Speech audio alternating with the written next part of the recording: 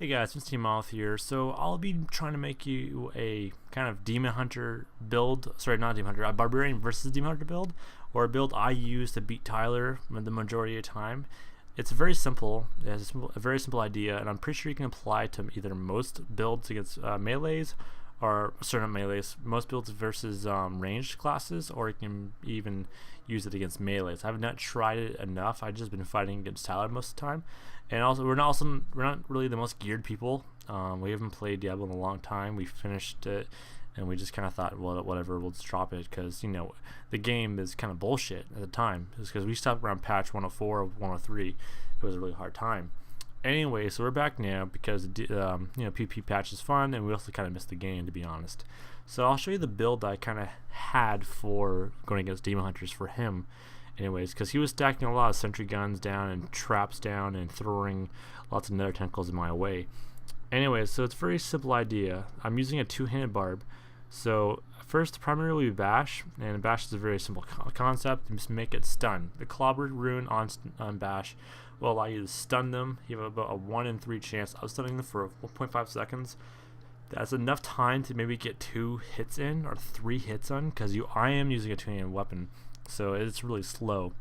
But you'll see why I'll be using bash later on.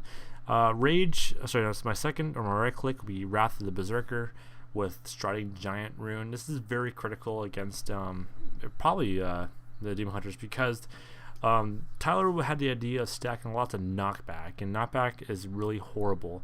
So to kind of counteract this, when I'm going for a Wrath of Berserkers, because I want that attack speed to go on to me, and that movement speed, so I can chase him down, and go for the kill.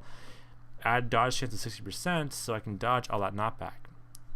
Leap, have death from above rune on top of it, so you can jump on them and have that 3-second stun. Definitely really good. You can also use leap as a movement or an escape ability. Very useful, very good defensive. Ground stomp, you have to have a stun, and I also added the deafening crash rune to it, so it will slow the enemy as well. Tyler has like 24% movement speed because he has 12% movement speed on his chest as well, so it's just kind of slowing him down just enough so I can catch up with him, because it is a lot of running and kiting, if you can imagine, as ranged versus melee. And as my personal kind of flavor, I add a Warcry with Invigorate, which will give me more armor and also give me more max life and regenerates my life by 310. And I also have that in coordinated with Inspiring Presence, will give me even more kind of regeneration. For my 4, I have Furious Charge, and I add a Battering Ram just to have more damage. You could add maximum life to it, but it's up to you, because there's many possible runes you can go with this. I mean, you can possibly go for another stun rune if you want to, but I don't have a high crit chance, so I didn't go for it. You can also try and use Furious Charge to reduce the cooldown, which is also really good. So my personal note, I would use either Battering Ram for more damage or Merciless Assault for a lower cooldown, possibly. Now this is me talking out of a 1v1 perspective, and from my experience fighting against a Demon Hunter that my friend here on Team Olive has. So that's my call. It's not be yours. For passive skills, I use Juggernaut because he was using Impale with Stunning, which means we'll have to use Juggernaut, which will lower the CC kind of time of it by 20%. And if he stuns me or fears me or whatever, I get 15% life back on a chance, and that's pinnacle to kind of surviving.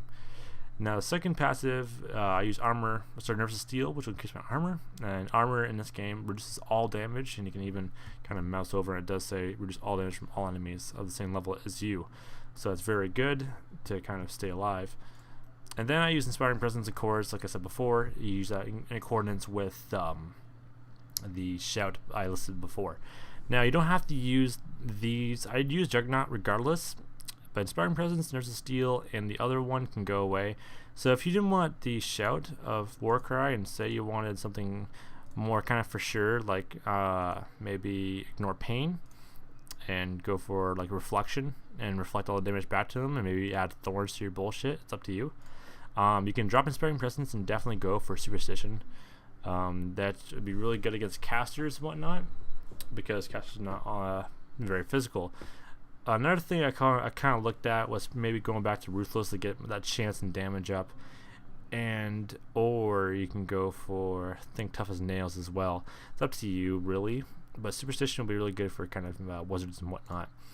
But that's kind of my kind of build I use against DemonHunter that was played by Ty. And so another kind of quick thing to talk about, you can't leap over anything in the Scorched Chapel at all. The walls, you can't leap through anything, so you kind of have to use your skills with that in mind.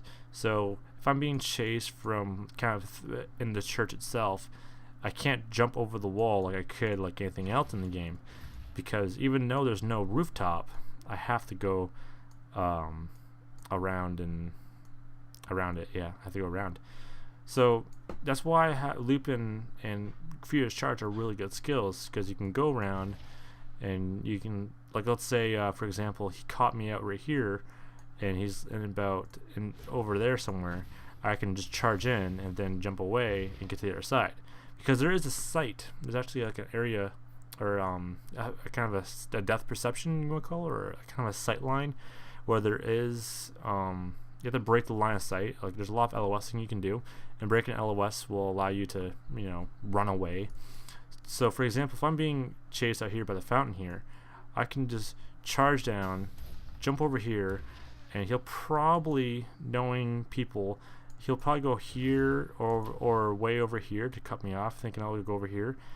So if you're over here, you have a lot of choices to go either here, and hopefully he doesn't catch you out, and go the long way like this, and just go like way around and hopefully catch him off guard and do a jump, or you can just go way over here.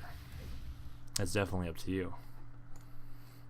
So I don't know, that's kind of my piece on the PvP builds currently, or like the PvP build versus a DemonHunter. I don't know if this will help you, because my gear isn't that great, to be honest. I mean, I'm using legendaries and whatnot, and it's very cheap stuff that I found in the auction house to get back in the game again. So I don't know if this build will help you as a whole, but I will probably play PvP a lot more, see what I can do to counter against things while using a Barbarian. I also have a wizard or a sorceress. It's a female wizard that I can use to maybe make builds with her. But that's, I don't know. It depends on how well you guys like how I explain things to you. It's up to you. So thank you for watching. Hopefully this guide is somewhat beneficial. And yeah, enjoy the PvP that Diablo 3 tries to bring to you.